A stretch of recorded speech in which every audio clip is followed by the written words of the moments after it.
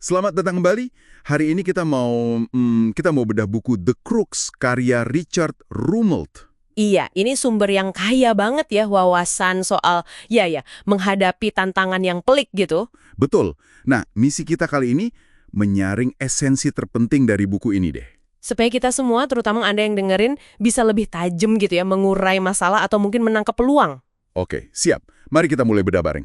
Yang langsung menarik dari Rumelt itu, dia pakai analogi panjat tebing loh, di Fontainebleau, Prancis. Oh ya? Gimana tuh ceritanya? Jadi, dia amati pemanjat-pemanjat terbaik dunia itu, mereka nggak selalu pilih rute yang paling indah atau paling tinggi.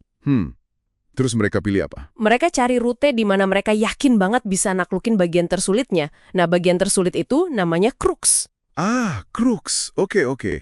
Jadi ini bukan sekedar soal bikin rencana atau katakanlah pasang target gitu ya? Bukan itu. Rumelt menegaskan banget strategi sejati itu bukan cuma bilang, kita harus naikin laba 15%. Kayak contoh Carolyn di buku itu kan. Ya ingat, itu kan cuma ya keinginan aja ya, bukan strategi. Betul, nggak ada petunjuk gimana cara mencapainya kan. Nah, intinya justru di diagnosa awal. Diagnosa ya, jadi nanya apa sih inti masalahnya di sini gitu. Tepat, kita harus nemuin cruxnya itu. Simpul utama yang kalau berhasil diurai, itu bakal membuka jalan kemajuan besar. Banyak tantangan kan emang gitu ya, kusut. Rumelt pakai istilah apa tadi? Gnarly, istilah dia buat masalah yang kusut, rumit, nggak ada solusi jelas atau nggak ada cetak biru standarnya lah. Oke, beda ya sama milih antara A atau B gitu. Beda banget, atau kayak mendesain jembatan yang ilmunya udah jelas. Nah, kalau hadapi masalah Garley ini, langkah pertamanya yaitu diagnosis mendalam. Bertanya terus, apa yang sesungguhnya terjadi gitu. Iya, kayak ngurai benang kusut, cari simpul paling pokoknya. Nah, ini nih bagian pentingnya. Setelah tahu masalahnya kusut, gimana caranya kita bisa menang?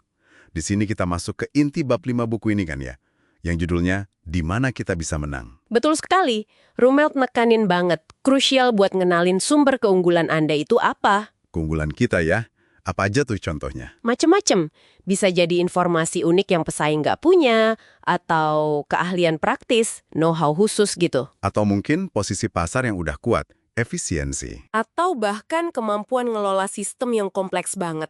Intinya, tanpa keunggulan asimetris, sesuatu yang kita punya dan lawan nggak, ya susah mengharapkan kemenangan strategis. Asimetris ya, jadi perbedaan itu ya kuncinya. Iya, perbedaan fundamental antara kapabilitas kita sama pesaing. Contohnya kayak, ingat nggak, dulu Netflix ekspansi internasional lebih cepat dari Disney. Oh iya, padahal Disney kan raksasa ya. Nah, itu contoh asimetri. Disney kuat di domestik AS, tapi Netflix lebih lincah di pasar baru waktu itu.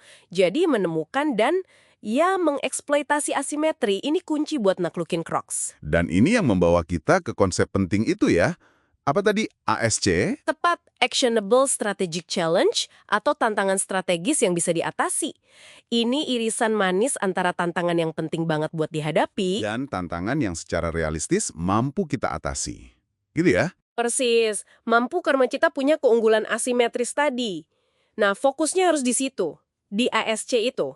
Oke, tapi kita juga perlu hati-hati kan sama jebakan-jebakan umum. Oh jelas, misalnya terlalu fokus ke tujuan akhir yang keren, tapi nggak benar-benar memetakan rintangan spesifiknya apa aja. Atau terjebak sama angka-angka laporan kuartalan melulu sampai lupa gambaran besarnya. Nah itu, kayak kasus Robert McNamara waktu Perang Vietnam. Dia kan ahli manajemen angka ya, Iya, tapi gagal paham kraks strategi perangnya, terlalu fokus ke metrik yang salah. Atau General Motors dulu, saking fokus ke dalam, malah kehilangan arah pasar. wah iya juga. Jadi semua ini relevan banget ya buat kita semua. Sangat relevan dalam konteks apapun, kerjaan atau tantangan pribadi Anda. Memahami kraks dan nemuin ASC itu bantu kita fokusin energi. Supaya nggak sia-sia ya tenaganya ya. Betul, fokus ke hal yang paling masih gampang realistis buat dikerjain.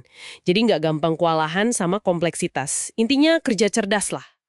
Oke, jadi kesimpulan utamanya nih, strategi efektif itu mulainya dari diagnosis yang tajam. Iya, buat nemuin kruks tantangan inti yang paling vital. Terus, fokus ke bagian tantangan itu yang bisa kita taklukkan, si ASK tadi. Dengan memanfaatkan keunggulan unik kita, si asimetri itu. Jadi bukan soal punya semua jawaban ya? Bukan, lebih ke nemuin pertanyaan yang tepat dan ngerahin upaya ke langkah maju yang paling signifikan. Menarik banget. Ini mungkin nyisain satu pertanyaan reflektif yang penting buat Anda renungkan. Rumot bilang, proses strategi itu seringkali maksa kita milih. Milih antara apa? Antara berbagai ambisi dan nilai yang mungkin ya bertentangan. Kalau Anda lihat tantangan terbesar yang lagi dihadapi sekarang, kira-kira ambisi inti mana sih yang rasanya paling mendesak buat diprioritaskan di atas yang lainnya? Wah, pertanyaan bagus tuh buat direnungkan.